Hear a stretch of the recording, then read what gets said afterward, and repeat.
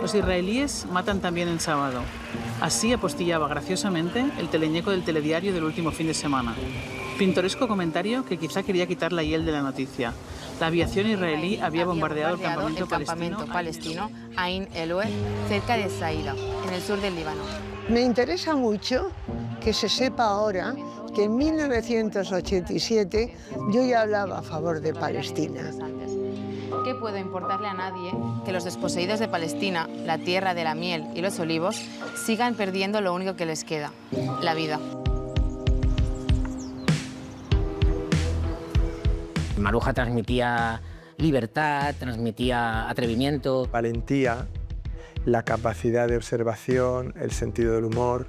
Yo pienso que esto es lo que tiene nuestra profesión, ¿no? Que te permite ver las cosas, vivirlas y contarlas, y ella siempre ha entendido la profesión así. Y le ha sacado jugo a la profesión de periodista hasta decir basta.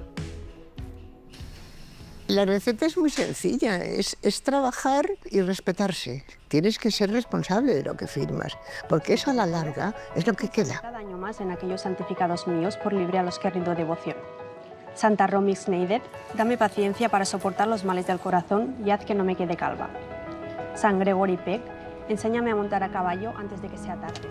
Transmite esa alegría que surge del ejercicio de la potencia, del ejercicio de la libertad.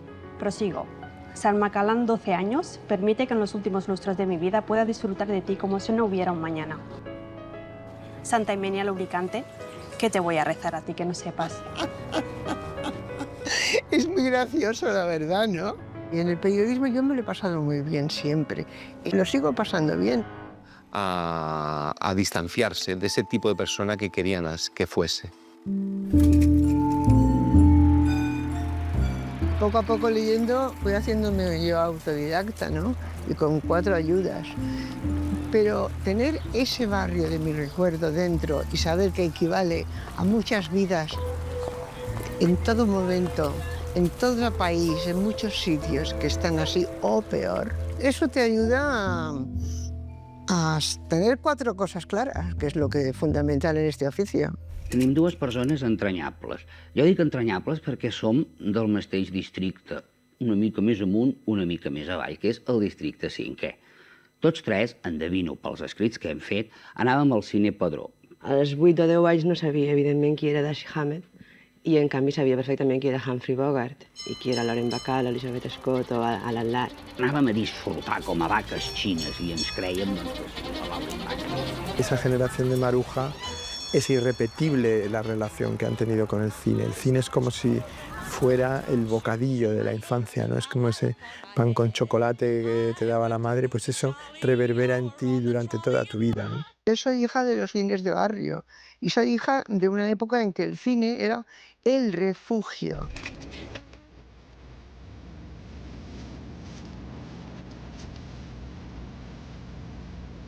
Y podíamos vivir historias que eran interesantes, o sea, porque nuestra vida en aquel momento era insulsa y de pesadilla, ¿no? Tú cuando esta etapa así como un poco gris que teníamos todos en nuestra adolescencia, ¿tú algún día... Parda, diría yo. Parda. Gris, parda, Yo sí. no quise decir esa palabra, es muy deprimente, pero en fin. ¿Tú algún día pensabas que estaríamos aquí en unos estudios de televisión como si fuese mismamente la Metro Goldwyn Mayer, tú viniendo de... Y a los 14 años conozco a Terence Moix. Ahí entra la ambición literaria. Con Terence entra la ambición no por la literatura propia, que también un poco, pero muy descontrolada y muy absurda, sino por la literatura ajena. Es decir, la gran literatura y el cine de calité y todas esas cosas. Y mi madre siempre me lo decía, lo que tienes que hacer es estudiar para que yo no te tenga que meter en una fábrica. Y la ilusión, la meta era una oficina y la oficina se podía entrar a los 14. Cuando tú veías esas películas que estabas trabajando, me has contado Los Almacenes Capitolio, yo siempre digo de empaquetadora de bombillas, pero no sé si No era es cierto, eso. era ¿No? aprendiza en las oficinas. Ah, bueno. Un poco más de categoría. Pero es más romántico empaquetando bombillas. Fíjate. Empaquetaba albaranes. Oye, y más de un jefe empaquetarías, porque tú siempre has sido muy rebelde y muy de no... Muy rebelde y muy social. Todo eso va acompañado por... voy cambiando de oficina, y ganando un poquito más de dinero, y lo que hacía era quedármelo para mis libros y mis películas, porque teníamos que estar todo el rato leyendo y al corriente y todo para compensar la enorme falta de cultura que este país tenía.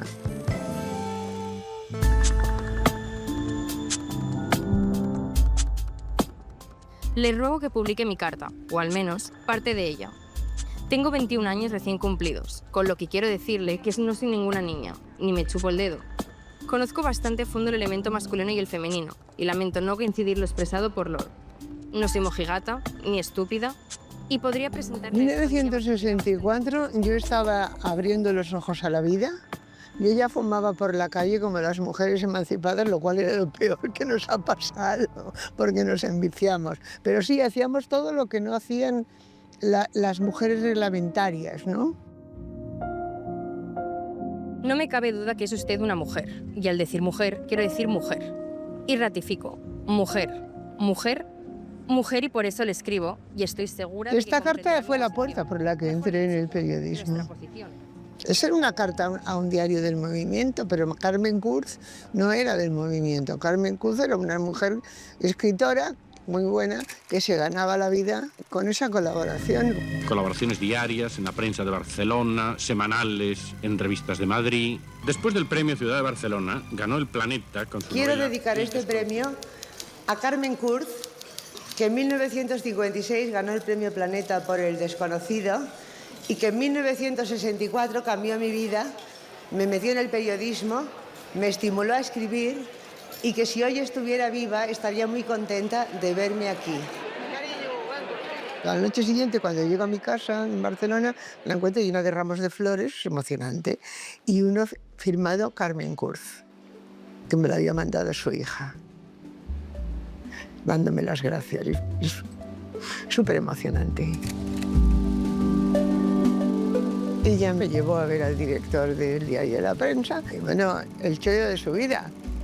Era secretaria, era mecanógrafa, sabía taquigrafía, podía escribir y sobre todo podía vengar como una burra. Y yo hacía la página femenina, pero tenía una columnita diaria, Dios mío, las peores. Eran malas de narices. Así fui tirando para adelante hasta que se me ocurrió, en un ataque de, yo qué sé, de insolencia y de locura a la vez, entrevistar a Elisenda Nadal como primera mujer que dirigía una revista de cine. Entonces me hizo la entrevista y al cabo de 2 o 3 días me la trajo o la leí yo y me dice, ¿qué te ha parecido? Yo digo, fantástica, porque me parece que yo estaba en otro rollo y lo has captado todo a unas velocidades enormes. Le dije a mamá, nos la partimos. Elisenda me contrató, pero no para ella. O sea, me pasó a su madre, la gran María Fernanda Gañán de Nadal, y me puse a trabajar en la revista Garbo. Fue un poco descubrir un mundo en donde las mujeres, tanto en Garbo como en Fotogramas, que estaban en el mismo piso, valían y hacían cosas. Yo con el tiempo lo he ido rebobinando y me he dado cuenta de que yo empecé a sentirme libre ahí. Es que la gracia era esta. Digo, ni se te ocurra escribir como en los periódicos. Tú escribe como hablas. Sí, esa fue la frase que me marcó. Me dijo, escribe como hablas. Barbudo, mofletudo, adorable Fernando Rey. Actor hasta la médula. Esa extraña naturalidad como ser rubio, ser alto o ser tímido. Actor por encima de todo, pero con aspecto de filatélico sesudo. Adorable, repito. Perdona, però estic escrivint un article molt important. ¿Me das el DAC? Era una revista desenfadada que utilizaba la ironía para denunciar cosas con la capa del humor y siempre quejándonos de la censura. He recuperado crónicas y columnas de aquella época, de la Maruja, donde ella daba muestra de un talento satírico, tiene una mirada afilada, suele ser muy divertida, muy punzante, como ahora, pero ya de joven Tenía algo temible. Yo personalmente empecé a desarrollar sentido del humor. Y la Maruja Punky sale de ahí. Y desde todo no la he dejado.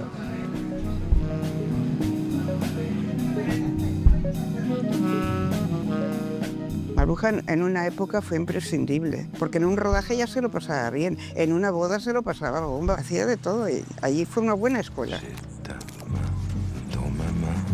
Mi primer encuentro con Luis Berlanga y Michel Piccoli se produce en uno de los salones vacíos. Luis me abraza y, como siempre, me recuerda que en una ocasión le apliqué la definición de seductor en un reportaje.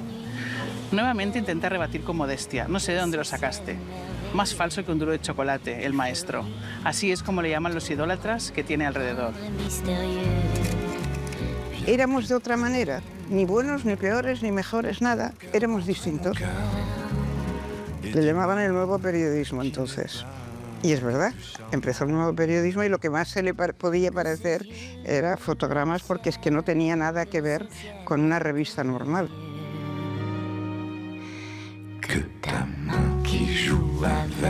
Como estoy marcada por el cine desde mi más tierna infancia, que hace muchísimos años, resulta que lo único que sé del amor lo sé por las películas y por experiencias personales que nada tienen que ver con las películas. Es decir, que la mujer siempre sufre en el cine. En la vida, pues he sufrido bastante también. El servicio social se dividió en dos fases. La primera de formación.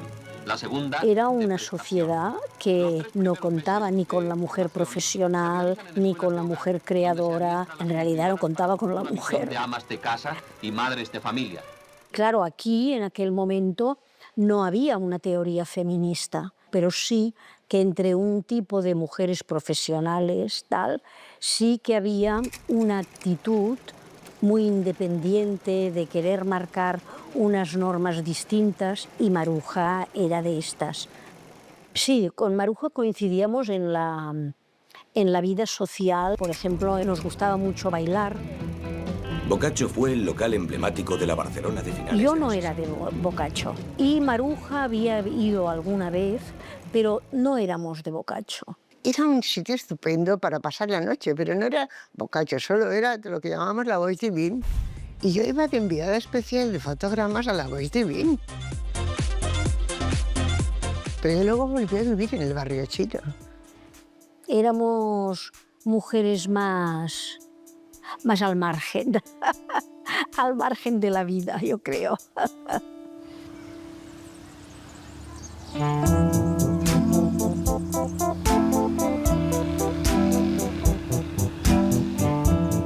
Gracias, Indira.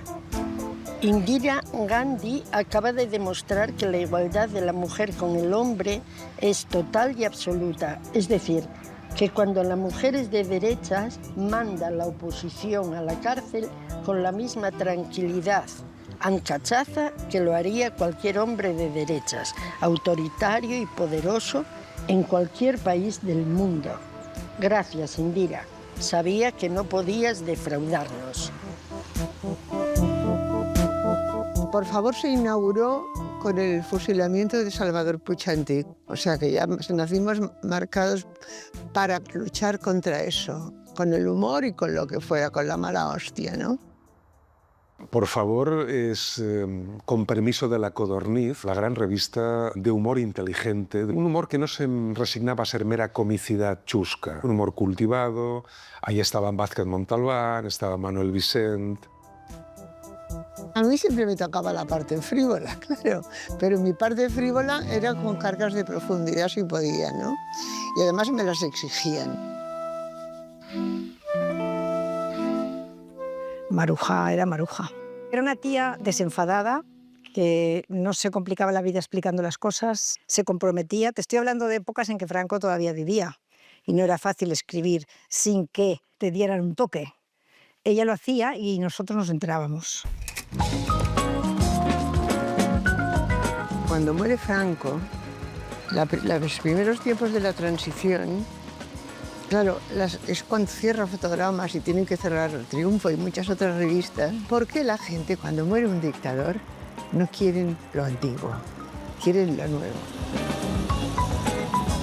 Yo estaba bien porque había trabajo, pero había trabajo que no siempre era el que me gustaba. A mí me hicieron proposiciones de interview para apoyar en diferentes coches y contarlo, ¿no? ¿Qué marca se fallaba mejor? Salí llorando, ¿comprendes? Estaba todo por hacer a nivel de derechos y sobre todo a nivel de derechos de mujeres. Evidentemente, cada semana o cada 15 días había una manifestación a la que ir para manifestarte protestando por unos derechos, ¿no?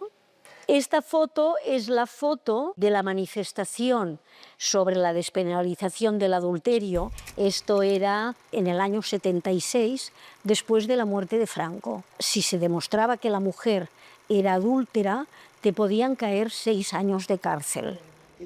Fue una época maravillosa a nivel profesional, una época donde todo era nuevo, estábamos aprendiendo todo el mundo, los periodistas, la clase política, la sociedad en general. La primera y única vez que vi antes a Rosa Chacel fue hace años, recién llegada de su exilio. Y recuerdo que Rosa nos agotó con la vitalidad de su charla, con aquel afán suyo que conserva de exprimir cada instante. De madrugada, Ramblas abajo, camino de su hotel. Al principio colaboraba en Cultura. Cultura, enseguida Juan Cruz se dio cuenta de que yo trabajaba mucho. Pues me tuvo de colaboradora tanto La Pieza, que fue el que me ayudó al año y pico a entrar en El País.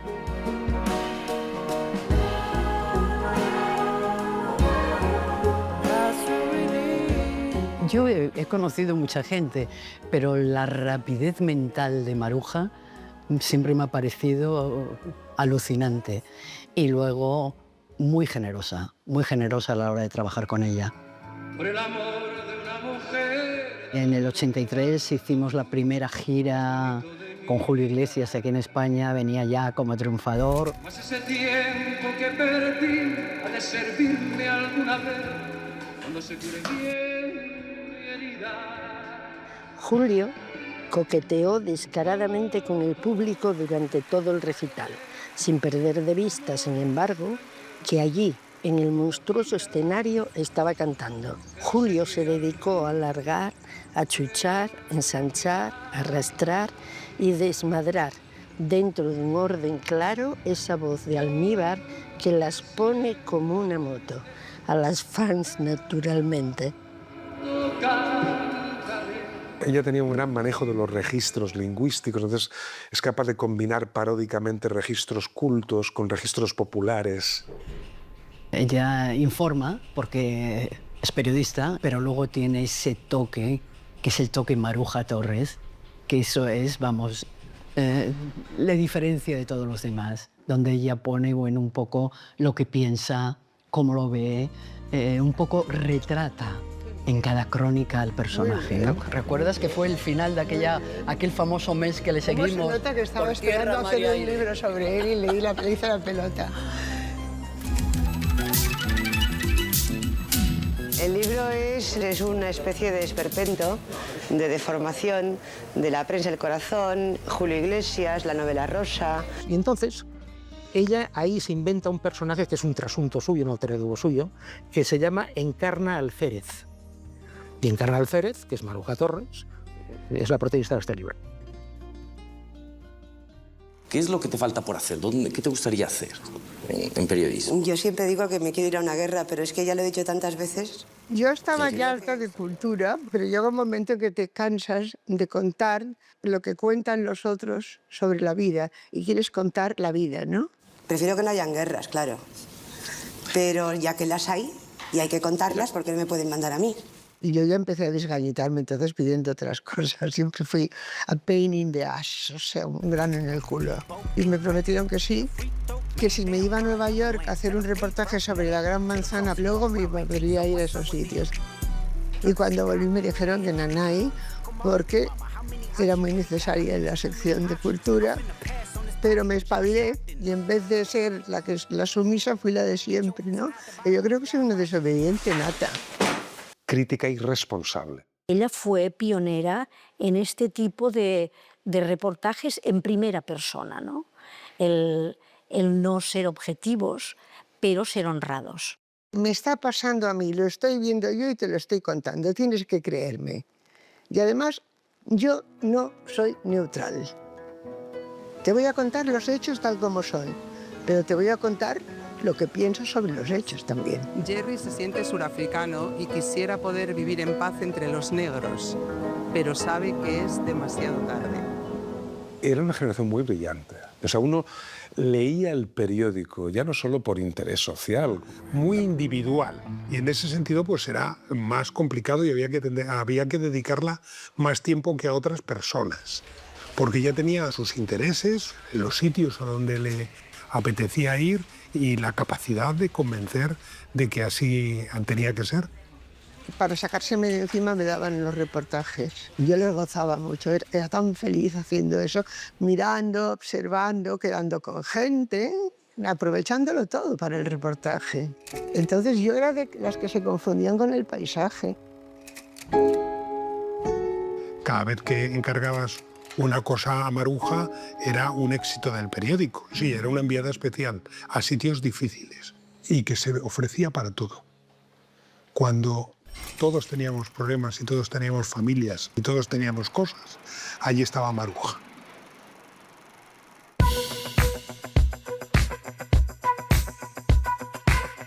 Maruja es la enviada especial por excelencia, ¿no? Yo creo que Maruja era una persona tan curiosa que no se veía en una delegación sino volando de un lado para otro y sacándole el mejor partido a las cosas que pasan en el mundo, ¿no? Era una persona muy obsesionada en ir al fondo de las cosas, en entender los procesos.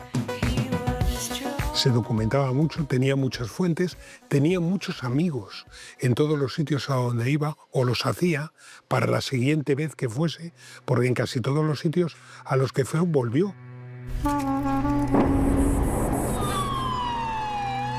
Un proyectil sirio acabó con la vida del embajador de España en Beirut. 17 de abril de 1989. Ese fue el año que viví peligrosamente. Ese año empezó con un asalto en el cuartel de la Tablada en Buenos Aires. En Beirut se acabó la guerra teóricamente y se firmaron los acuerdos de Taif. Llamé a la redacción y me dijeron, ven corriendo, cambia de maleta que está cayendo el muro. Y entonces finalmente me voy a hacer un reportaje por América Latina con Juancho Rodríguez, el fotógrafo. Y bueno, las cosas fueron de otra manera y entonces eso fue por la Navidad del 89, culminando eso, el año en que viví peligrosamente y hubo quien murió.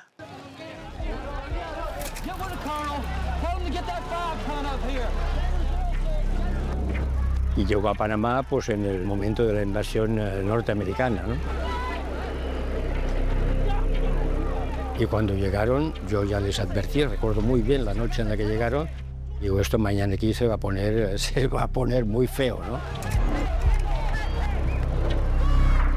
Yo llevaba muy poco tiempo, llevaba un año de director, ¿no? Y me llamó probablemente Sol Gallego porque empezaban a llegar las primeras noticias de que algo había pasado. Y me acuerdo que yo les dije, iros con cuidado en el Marriott porque los norteamericanos están convencidos que hay gente de Noriega escondida en el Marriott. Se fueron al Marriott y pasó lo que pasó. 22 de diciembre de 1989, Maruja Torres, Panamá. El hotel, como todos, había sido tomado por las tropas de Estados Unidos. Aquella veintena de marines estaba al borde de la histeria. Juancho salió corriendo hacia el hotel disparando fotos. Los demás nos refugiamos debajo de los coches. Juancho no volvió. Dispararon y mataron a Juancho Rodríguez, ¿no? Eso fue una cosa terrible, ¿no? Os podéis imaginar, para Maruja, para todos nosotros. Fue un episodio de aquellos que te marcan una vida y que te marcan también una amistad, ¿no?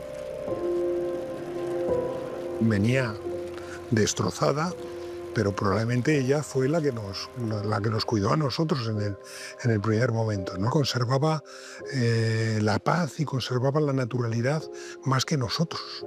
Vamos a recibir a una periodista que nos llega desde Panamá, es Maruja Torres, que estará en unos instantes aquí en Punto y Aparte. Si no se respeta que un fotógrafo haga su trabajo, que un periodista trabaje, no es porque sí, es porque no se respeta que un pueblo viva. Veo que las tanquetas giran y nos enfilan a nosotros. Y en ese momento te entra el horror de decir, ¿por qué me están disparando a mí, que soy una civil indefensa? Soy periodista, pero sobre todo soy una civil indefensa. Maruja, vamos a terminar. Ha sido un testimonio magnífico. Empecé a sentir la fragilidad, ¿no? Y recuerdo que volví a Barcelona, visité a mi madre que estaba en una residencia y la abracé, me eché a llorar y ella me dijo, haz como yo, no pienses. Que eran los 2 campos de refugiados de palestinos. Hay que decir ante todo que esta historia no la escribo yo, sino al azar. Y por eso es una buena historia. Tiene 3 principios, pero carece de final. Como todo lo que es palestino en este mundo. Existe una deuda de los privilegiados, de los libres, hacia aquellos que carecen de todo, pero que mantienen, frente a sufrimientos y peligros que nadie cuenta, su humanidad. Yo la quiero ir pagando como pueda. ¿Se entiende? La curiosidad hacia los que sufren, la curiosidad hacia los que lo están pasando mal. No le importa tanto los personajes especialmente brillantes y todo eso, porque no es lo suyo. Yo soy de las que van a ras de suelo. Y a ras de suelo encuentras muchas cosas. Encuentras una gran, tremenda y triste verdad que los pobres siempre pagan. Son los que pierden, siempre son los pobres. La verdad es lo que ves y sientes y hueles y tocas y lloras y sufres. La verdad tiene nombre, tiene rostro, tiene heridas, tiene rencor, tiene pena, tiene esperanza, tiene derrota. La verdad son las víctimas y eso es lo que debes contar y lo que te lacera y lo que va cambiándote, lo que vas... El gran libro, y en este caso es una no ficción, pero en el fondo es una no ficción como ha hecho toda la vida ella los reportajes, que son una no ficción muy literaria. En muchos casos concretos es Mujer en Guerra. Ahí es donde tiene una visión el lector de 360 grados de lo que es la vida de Maruja, con muy poco humor en ese sentido. Es decir, es la vida seria de Maruja. Y yo en Mujer en Guerra empiezo lo que creo que es mi verdadera literatura, que es mi género, que es yo misma. Hay que saber de lo que escribir. O los grandes temas de toda la literatura de Maruja son 3 no 4. Es el Raval, ella misma como persona, el periodismo y Beirut. Sabía que mis días como reportera de acción en escenarios internacionales estaban contados y sabía que escribir libros iba a ser, como suele ocurrir, una forma de sustituir la acción. Yo creo que Maruja no se puede disociar ni en la parte periodística ni en la parte editorial de ella misma. Maruja Torres era un género, no leías una columna cualquiera. O sea, creo que muy pocas mujeres han llegado a tener el rol que ha tenido Maruja Torres en cuanto a me voy a comprar El País para leer a Maruja Torres.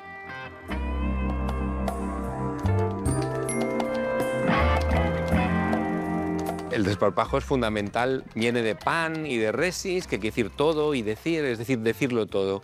Entonces es un concepto muy importante y ella lo practica. Ese desparpajo es una cuestión casi política o ética, porque se trata de defender la libertad siempre frente al poder, ¿no? A pesar de todos los riesgos que hay.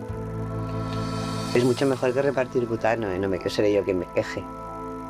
No se casa con nadie, yo no creo que la hayan invitado demasiado desde el poder, porque Maruja siempre le encontraba la arruga, la camisa bien planchada. Entonces Maruja tiene esa cosa de periodista que va a resultar incómoda allá donde la lleves. Recuerdo columnas suyas del verano que eran muy crueles con lo que se llamaba entonces la Beautiful People o la Jet Set, y ponía a la gente bastante a parir.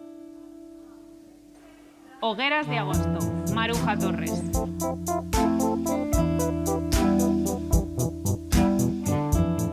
Los tres vértices grotescos que hoy nos amenazan y que saltan sobre nosotros en cuanto abrimos despreocupadamente una revista son, en representación de lo cutre, Rocío Ito con su bombo y su benemérito cobrador de multas por libre. Que se le ocurriese llamar a la hija de Rocío Jurado, Rocíito, pues ella ponía Rocío Ito. Ito con H, entre un emperador chino y una, bueno, pues decir que era un hito aquella muchacha, ¿no? Que acababa de aparecer en la prensa del corazón. A mí eso me fascinaba. Aprovechaba la gente para retratar un mundo a veces surrealista, a veces divertido y a veces infame también.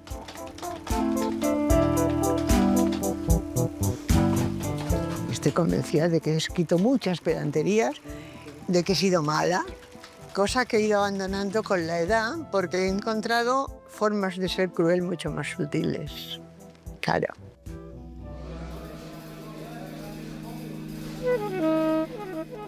Lo peor que puedes ser es enemigo de Maruja. Cuando ella quiere que notes que te llama estúpido, no te llamará únicamente estúpido. Lo adornará de una manera mucho más ácida, que es muy difícil encontrarse a alguien con tan poco filtro. Ella era Maruja Torres y podía escribir eso de la manera que lo hacía. Tiene un estilo propio, viendo, pensando y escribiendo, y es lo que el lector agradece. Una Maruja más descafeinada no nos hubiese gustado.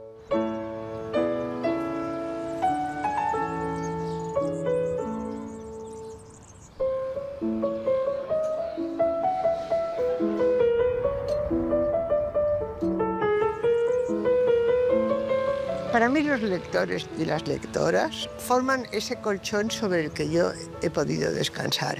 Me siento acompañada. No me importa si son 100, si son 1000, o sea, los que son, me gustan.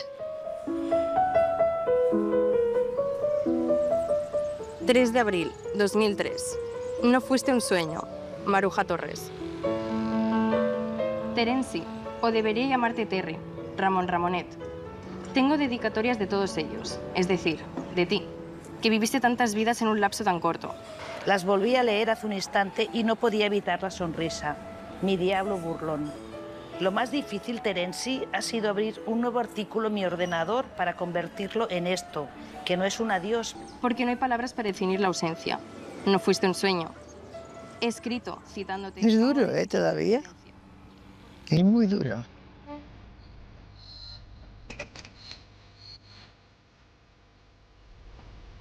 Lo conocía con 14, él tenía 15 y me dio cultura, me dio amistad, me dio discos de Julien Greco.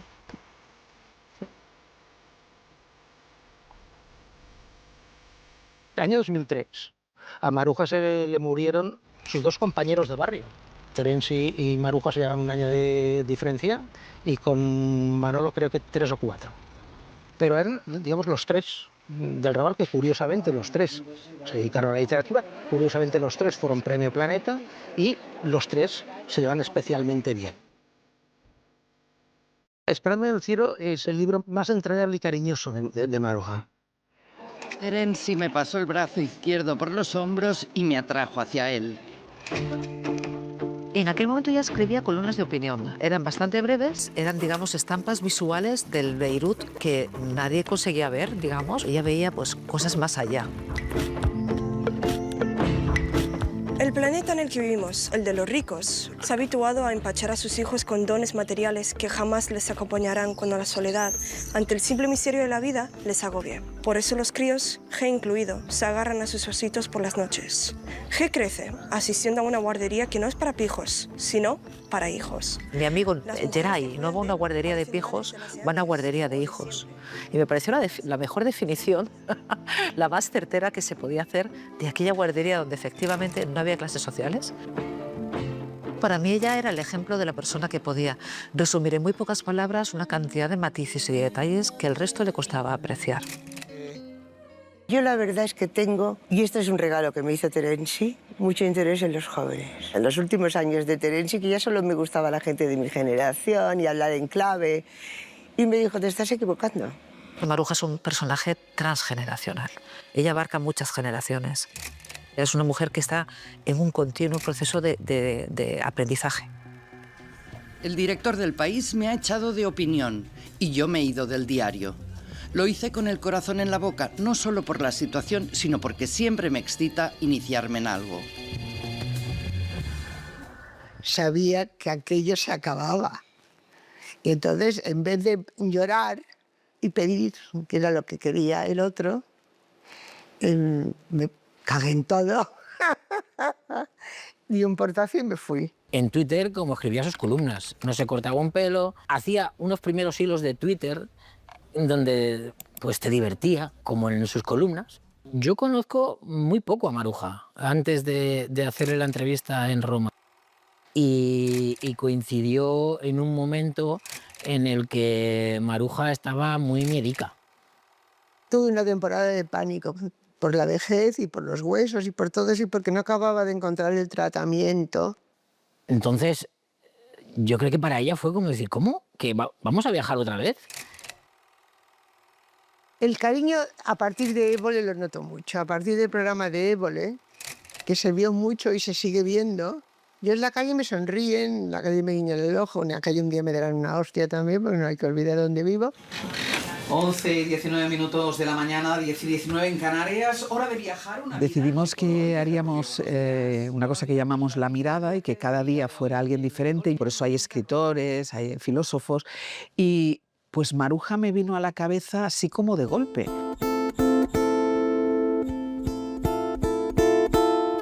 Ya os vendía a todos y todas. Por razones literarias que no vienen a cuento, este verano necesité un globo terráqueo. A mí sus columnas leídas por ella me gustan mucho, porque ella tiene un punto de payasa.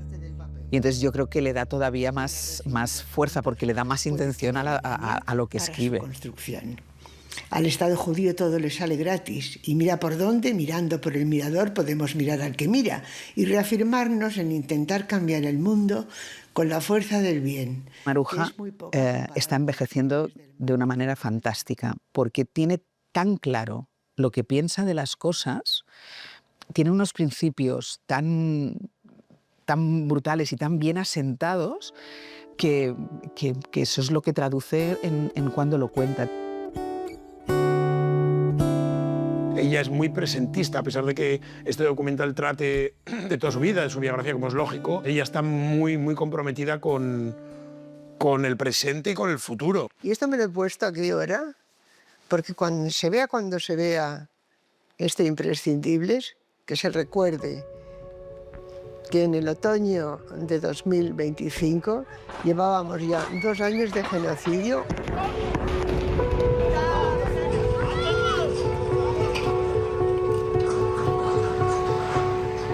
Yo no creo que podamos resucitar a los muertos, ni mucho menos, pero por lo menos que se nos caiga la cara de vergüenza por no haber hecho algo a tiempo.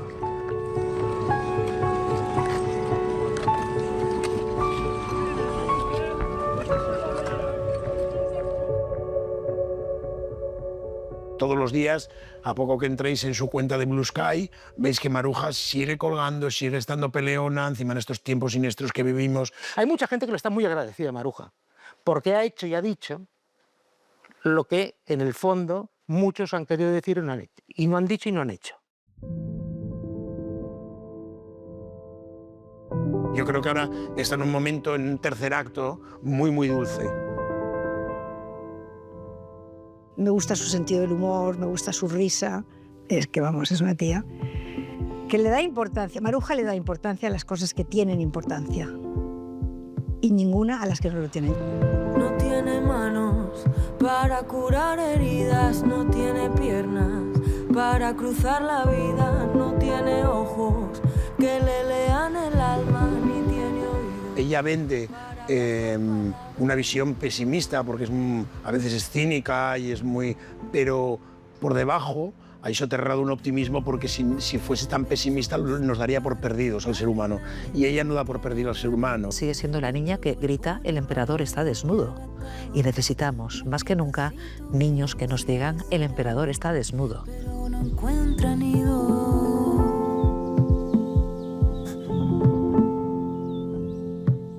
Y no Últimamente eso de dejar el mundo un poco mejor, que dije en cierta ocasión, o escribí, o que pensé, o que sigo pensando, es un esfuerzo cada vez más difícil, ¿eh?